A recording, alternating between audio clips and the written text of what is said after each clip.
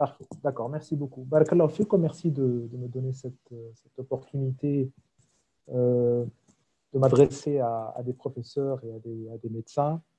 C'est un honneur pour ma petite personne. Moi, je suis professeur à l'École supérieure de commerce de Tunis. Je suis professeur de gestion. Et je vais vous parler, en fait, je vais vous présenter quelques résultats d'une étude que j'ai menée avec d'autres collègues à l'ITES, au niveau de l'ITES, sur les conséquences économiques et sociales du Covid. Donc, c'est une réflexion. Je présenterai une partie de cette étude-là, plus d'autres éléments qui me sont personnels.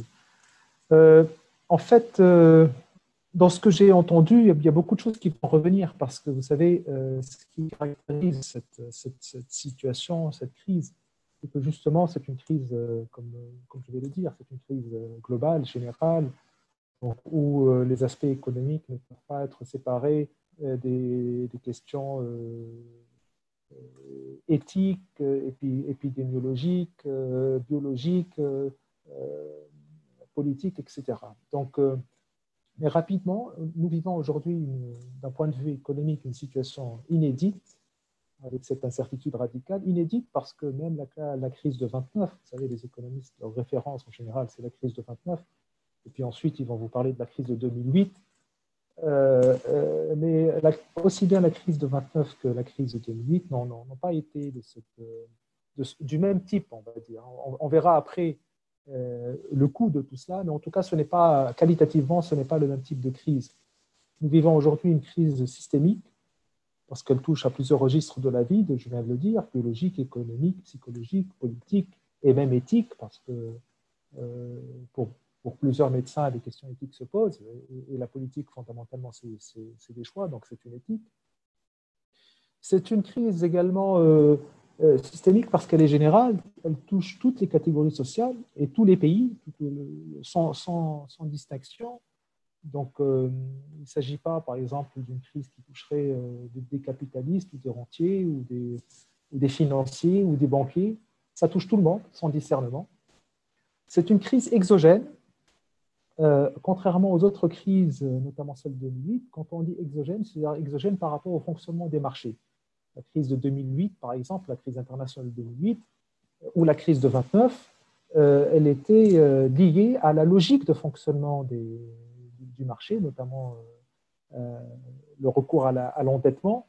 Donc c'était une crise interne, on va dire, au capitalisme, et ça avait posé des problèmes, des questions sur le sens du capitalisme, est-ce que le marché est capable de s'autoréguler, etc. Aujourd'hui, c'est une crise exogène, elle n'est pas liée au fonctionnement du marché, et elle ne pose pas que la question du sens du capitalisme, comme je vais le dire tout à l'heure, elle pose la question du sens de la vie tout court. C'est une crise double, c'est un choc d'offres et de demande. D'habitude, ce qu'on appelle les crises keynésiennes ou les crises technologiques sont soit des crises d'offres ou des crises de demande. Donc, soit il n'y a pas suffisamment de demande, donc il y a un problème de revenus et l'État doit intervenir pour distribuer de l'argent comme dans les crises keynésiennes, soit c'est une crise d'offres, comme ce sont les crises technologiques. Il y a toute une littérature là-dessus. Aujourd'hui, nous avons aussi bien un problème au niveau de l'offre, de la production, que de la demande. Et puis, il ne faut pas oublier, parce que cette crise, il y a un effet amplificateur des médias qui est extrêmement important, et les médias ne font qu'accélérer et amplifier les phénomènes de crise, et notamment, et comme je vais le dire tout à l'heure, amplifier le risque d'une panique sociale. Cette crise, très vraisemblablement, va entraîner une aggravation des inégalités à court et à moyen terme. Pourquoi? Parce que tout d'abord, il y a une perte de revenus. Lors de la première phase, on a parlé de à peu près 180 000 pertes d'emplois. Le problème essentiel, c'est qu'aujourd'hui, nous avons affaire à des pertes d'emploi d'un nouveau type. C'est-à-dire que c'est des gens qui ont de l'expérience, qui sont relativement âgés et qui perdent leur emploi, ce qui n'était pas le cas avant. Et ça pose réellement de gros problèmes pour la prise en charge de ces de ces personnes et pour l'adaptation, la réadaptation de ces personnes-là. Les inégalités seront également accentuées à cause de la panne de croissance, mais surtout de la paralysie organisationnelle, institutionnelle et politique de l'État. Vous savez, souvent on vous dit quand il n'y a pas de croissance, il y a des inégalités. En fait, on peut tout à fait ne pas avoir de croissance, mais avoir moins d'inégalités à condition que l'État joue son rôle de redistribution et qu'il institutionnalise la solidarité. Il n'est pas nécessaire que le gâteau croisse pour qu'il y ait moins d'inégalités. Avec un même gâteau, même sans croissance, on peut imaginer moins d'inégalités. Sauf que, encore faut-il que l'État ait suffisamment de ressources organisationnelles et institutionnelles pour pouvoir jouer son rôle. Et justement, en matière de ressources, le problème, c'est la crise des finances publiques que nous vivons aujourd'hui en Tunisie, qui entraîne une incapacité de développer une politique de relance. Toutes les billes, entre guillemets, de la Tunisie ont été mises dans ce qu'on a appelé la politique du go and stop, après 2012, où on a fait beaucoup de relances, et l'État s'est endetté pour justement aider l'économie à ne pas stagner. Donc, il y a eu une politique de relance en 2012, et c'est ce qui explique aujourd'hui le niveau d'endettement et le fait que les caisses sont vides, et donc l'État est incapable aujourd'hui d'avoir une politique de relance ou même de soutenir les plus pauvres de façon. Alors, le point qui pourrait être qualifié de positif, c'est l'épargne forcée. Quand en situation de confinement, on ne consomme pas, ça crée une épargne forcée. Vous avez d'un côté des gens qui perdent leurs revenus, de l'autre, vous avez une épargne forcée, mais la mauvaise nouvelle, c'est que cette épargne forcée, très probablement, se rabattra sur une offre étrangère avec l'ouverture des marchés, donc, et puis avec la disparition de plusieurs entreprises tunisiennes, d'une offre tunisienne. Il est très vraisemblable que le déficit commercial de la Tunisie ira en s'accentuant. Et puis, les inégalités, c'est aussi la panne des services publics, notamment de l'éducation. Lorsque, comme l'année dernière, des enfants restent à la maison, il y a des enfants qui ont un ordinateur et qui ont des parents qui sont capables de leur venir en aide. Il y a d'autres enfants qui sont livrés à eux-mêmes. Et aujourd'hui même, par exemple, quand je pense à l'université ou à tous les services publics, la panne des services publics est une source d'inégalité dans l'immédiat et dans les années à venir. Face à cette situation, deux grands dilemmes, je dirais, un dilemme économique et technique. Le dilemme économique et technique, c'est le suivant. L'État doit trouver des solutions de court terme, mais ces solutions de court terme ne doivent pas compromettre les réformes structurelles à accomplir. Par exemple, quand je pense à ce qui est en train de se passer au Cameroun, c'est des solutions de très court terme, mais est-ce que cela va remplacer la politique de développement? Donc, et justement, ça risque de compromettre une politique de développement que ces solutions de court terme. Pardon.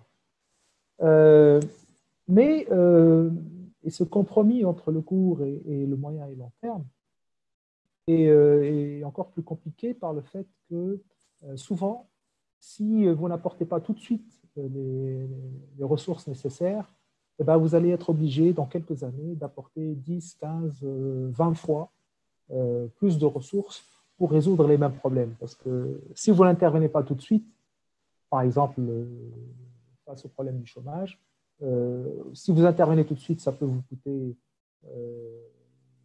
X. Si vous le laissez pourrir, ça vous coûtera 100 fois X dans quelques années. Donc, vous voyez l'urgence d'intervenir tout de suite, mais en même temps, l'urgence aussi de se dépêcher lentement pour ne pas compromettre les réformes structurelles à mettre en œuvre. Donc, il y a un dilemme là, du type économique et technique. Et puis, il y a aussi, je pense que je ne vous apprends rien, vous les médecins, un dilemme plus éthique et politique, c'est ce que Didier Fassin, l'anthropologue, appelle le prix de la vie ou de la survie, ou mettre le curseur entre la vie économique et sociale et la vie biologique, jusqu'où confiner, comment confiner, est-ce qu'il faut revenir au confinement, et comment calculer d'ailleurs les autres dimensions de la vie culturelle. Il n'y a pas que la vie économique et sociale ou la vie biologique, tout simplement. Est-ce que toutes les vies se valent? Ce sont des questions qui vont se poser. Et cette question-là, c'est une question aussi bien normative que positive. Elle se pose pour un médecin quand il a des ressources très limitées face à des urgences. Mais elle se pose également demain pour les vaccins, comment on va gérer les vaccins qui vont être prioritaires. Donc, voilà, donc c'est une crise qui, encore une fois, qui pose plein de dilemmes et plein de défis. Alors, l'après-Covid, comment répondre à la question de l'après-Covid quand il y a autant d'incertitudes et que l'incertitude est radicale? Alors, et justement, les réponses à cette question de l'après-Covid ne manquent pas d'idéologie. Et il y a deux grandes idéologies, en fait, derrière tous ces débats sur l'après-Covid, qui ne sont pas du tout neutres. C'est l'idéologie de la lame de fond, portée par des collapsologues qui nous disent que nous atteignons aujourd'hui la fin d'un monde, pour ne pas dire la fin du monde, et une idéologie beaucoup plus ancienne, celle de l'éternel recommencement ou du progrès par l'adaptation et le retour à l'équilibre, un équilibre néolibéral.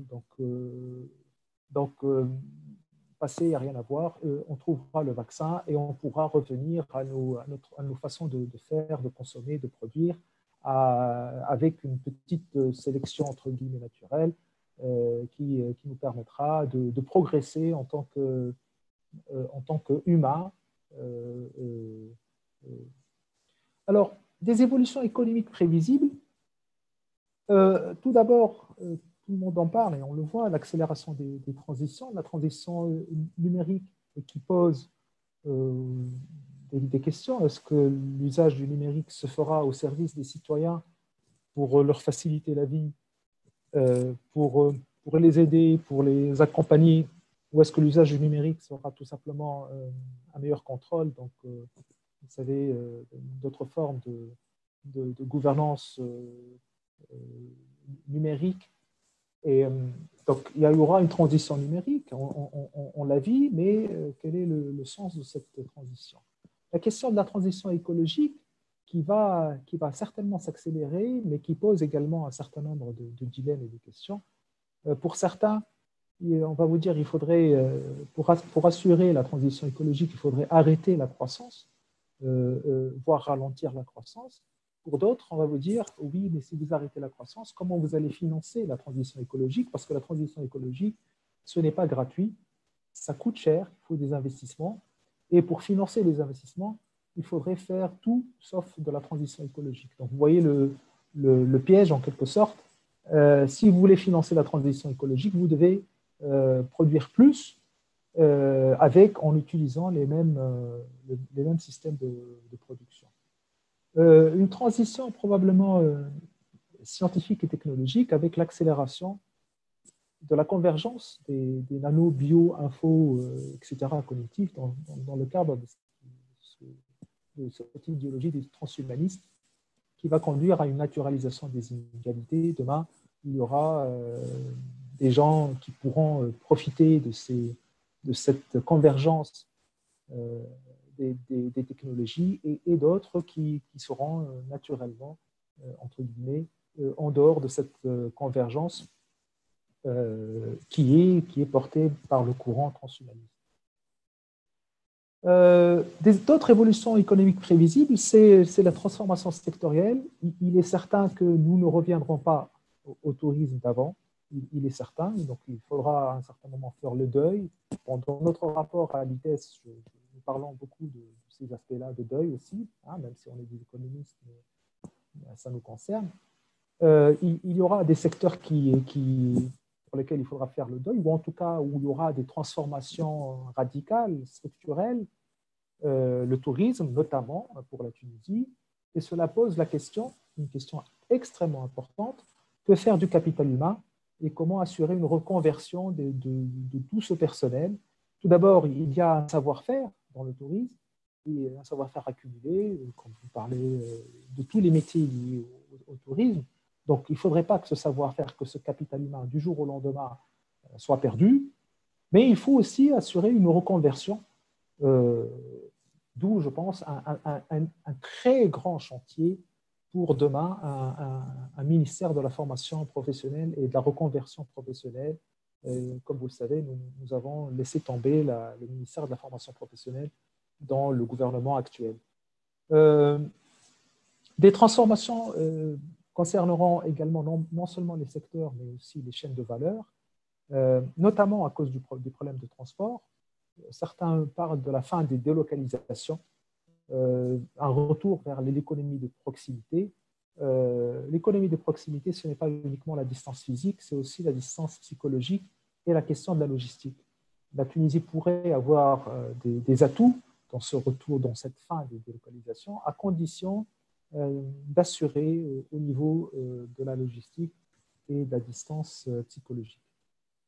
D'autres évolutions prévisibles, c'est au niveau de la consommation, des modes de consommation et des lieux de consommation. Bon, je ne vous apporte rien de vraiment nouveau. Les systèmes de distribution vont être complètement, certains disent, les grandes surfaces, c'est fini, les hypermarchés, etc.